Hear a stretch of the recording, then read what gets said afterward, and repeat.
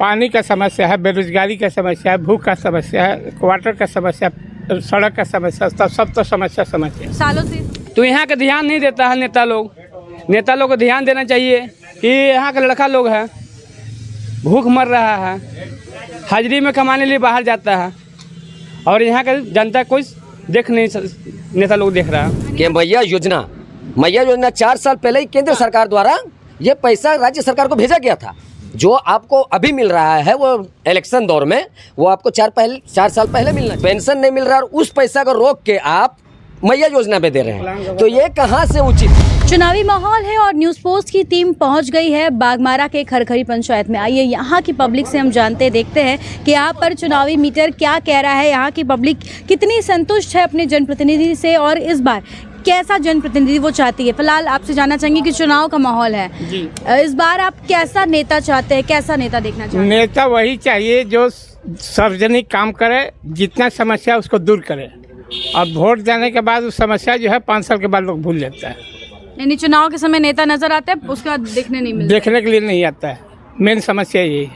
आपके पंचायत की अगर हम बात करें तो यहाँ पे क्या क्या समस्याएं हैं? पानी का समस्या है, बेरोजगारी का समस्या है, भूख का समस्या है, क्वार्टर का समस्या, सड़क का समस्या, सब तो समस्या सालों से ये समस्या है। सालों से समस्या। हर 5 साल के बाद आपको आश्वासन मिलता है कि आपके लिए रोजी रोजगार मिलेगा, ये मिलेगा, वो मिलेगा, और उसके बाद कुछ नहीं मिलता है। तो इस बार जब वोट डालने जाएंगे तो क्या ध्यान रखकर वोट डालेंगे? क्या उम्मीद है कि कुछ बदलाव होगा? बदलाव के लिए हम लोग वोट डालेंगे कि इस बार बदलाव हो, जनता के साथ धोखा नहीं हो, खाली विकास का बात हो और विकास का काम होना चाहिए।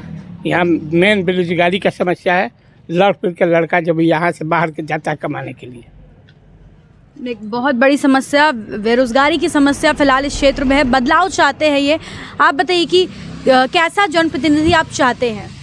यहाँ का चाहिए जैसा करने वाला चाहिए नेता, जो कोई भी नेता रहे अपन झोली नहीं पेट में भरे और यहाँ के समस्या रोड, सड़क, पानी, बिजली और जो लड़का लोग बाहर जाता है कमाने के लिए, यहाँ कुछ कंपनी चाहिए, कंपनी में काम चाहिए, तो यहाँ का ध्यान नहीं देता है नेता लोग को ध्यान देना चाहिए कि यहाँ का लड़का लोग है, भूख मर रहा है, हाजिरी में कमाने लिए बाहर जाता है और यहाँ का जनता कोई देख नहीं, नेता लोग देख रहा है। यानी आप चाहते हैं कि जो युवा जो है वो बाहर जाकर काम कर रहे हैं उनके लिए, और सरकार यहाँ के है, सरकार भी सरकार है, यहाँ के पब्लिक के देखने नहीं चाह रहा है, अपना पोट सरकार भर रहा है। तो बिल्कुल इस बार इन्होंने कहा कि इस बार बदलाव की ज़रूरत है। आप बताइए कि आप कितने संतुष्ट हैं अपने जनप्रतिनिधि से? और आप जनप्रतिनिधि से संतुष्ट है इसलिए हमको मोदी जी सब दिया, हम भाजपा से जुड़े हुए पुराना कैडर है, ठीक है। आप मोदी जी से जुड़े हैं? अभी जो है विधानसभा चुनाव है, हम शुरू से बीजेपी का कैडर हैं। आप शुरू से बीजेपी के कैडर हैं, तो अभी फिलहाल जो विधानसभा में जो प्रत्याशी हैं भाजपा के, उससे आप कितना संतुष्ट हैं? हम संतुष्ट हैं। हम लोग का जो विधायक हैं अभी जो खड़ा हुए हैं विधायक में, हम लोग उससे संतुष्ट हैं। हाँ, उनके भाई भी सांसद हैं। हाँ, हम लोग संतुष्ट। तो आपके क्षेत्र में कोई समस्या है या नहीं है? समस्या को हम लोग रखेंगे, बात को तब ना आगे बढ़ेगा। उम्मीद है कि अगर वो जीतेंगे तो समस्या का हल होगा। हाँ, यही हम लोग का कहना है। बिल्कुल समस्या का हल होना है और ऐसा इनका कहना है कि अगर इनके प्रत्याशी जीतते हैं तो हल होगा। आप बताइए कि चुनाव का माहौल है, क्या लगता है कि इस बार जनता क्या चाहती है? और फिलहाल आपके क्षेत्र की अगर हम बात करें तो क्या समस्याएं हैं?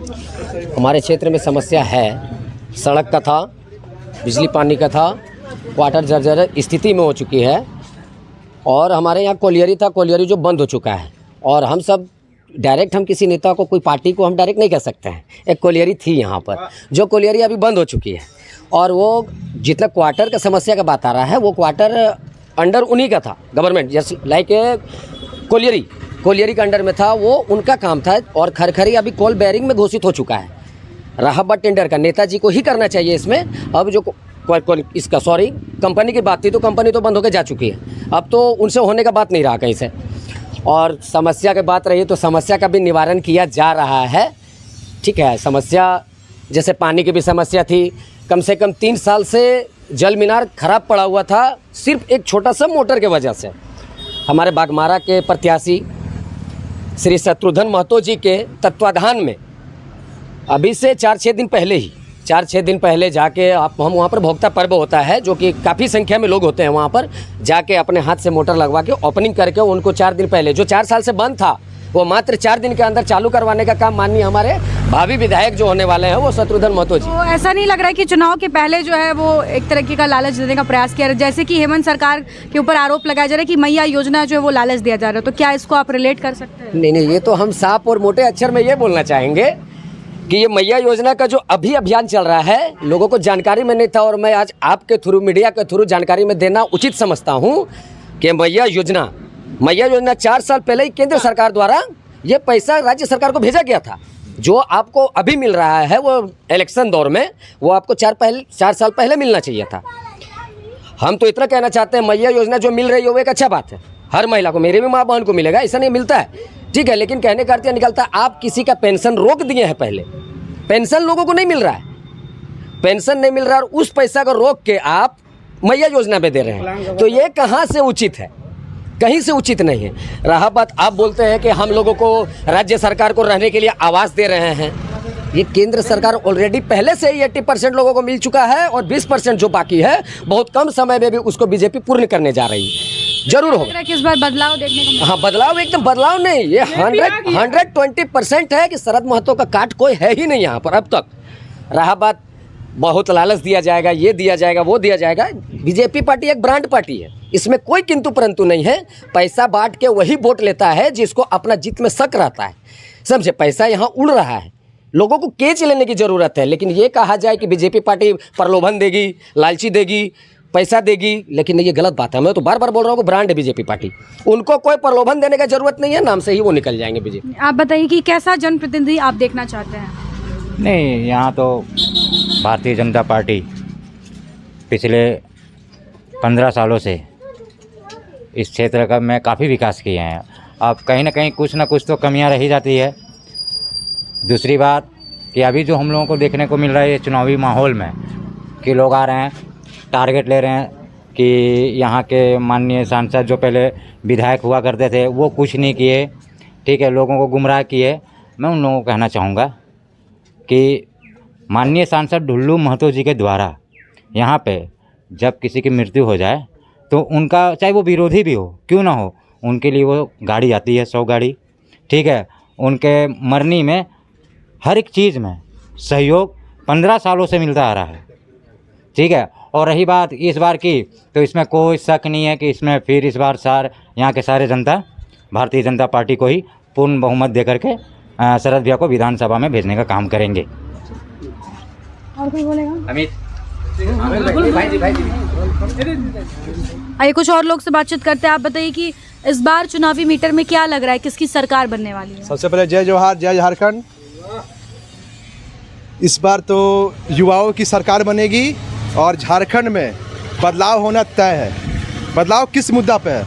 आपने कहा कि मैया सम्मान योजना, सबसे पहली बात कि मैया तो सम्मान के योग है ही, कोई योजना के तहत उसको सम्मान देगा तो ये हमारे सनातन धर्म में एक्सेप्टेबल नहीं है, मंजूर नहीं है, ठीक है, सबसे पहली बात।